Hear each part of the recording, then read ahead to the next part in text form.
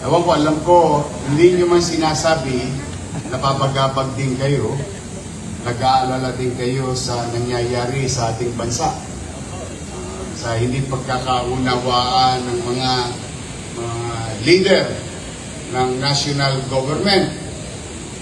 Kanya-kanyang komento, kanya-kanyang idea, kanya-kanyang salitaan na sa gitna ng krisis na kinakaharap natin na hindi naman natin gawa. Ito'y dulot ng isang insidente at patuloy na nangyayari sa Middle East. Nalulungkot tayo pare-pareho. Maraming nagsasabi sa akin na parang litong-lito na sila sa kaganapan, no, sa mga leader natin.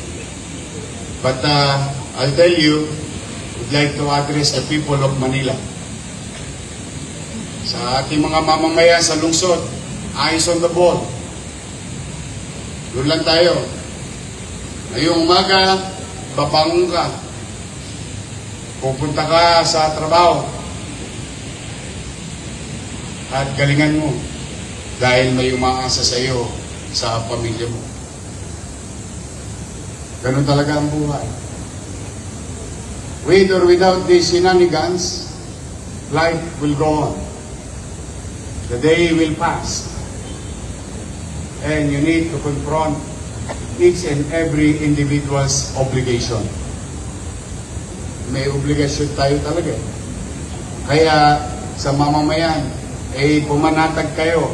Basta sa Maynila, may gobyerno sa lungsod ng Maynila. We will continue to pursue, fulfill our commitment to the people on top of our obligation to the people. We will. Kaya sa mga taga-lungsod ng Maynila, magbubuti po kami. Huwag kayong mag-alala. Ako po na mismo, hindi po ako makikisali sa mga alitang yaon. Nang matahimik naman tayo dito sa lungsod. Karapatan nyo makapamuhay ng maayos, tahimik at panatag, na may maliwalas na kapaligiran, na may oportunidad para sa lahat. Mapa-edukasyon, mapakalusugan, mapatrabaho, pabahay, and so on and so forth. We'll do our best.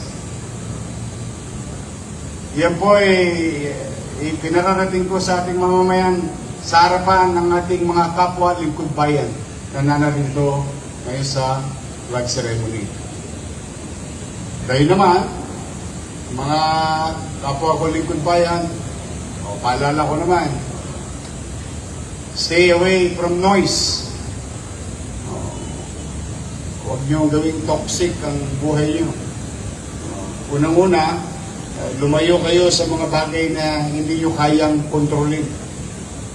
Mag-focus kayo sa bagay na kaya nyo kontrolin, gampanan, tugunan, at gawin. Excel from it. Excel from every field of undertakings na mayroong tinatang sa inyo. Dahil yung ingay ng politika, ang makikinabang lang dyan, politiko. But we, all of us here in the government, is expected to deliver services. Kanya-kanya lang tayong hagdanan ng responsibilidad. Pero inaasahan tayo ng taong bayan. Kaya let's continue to focus on delivering services to our people.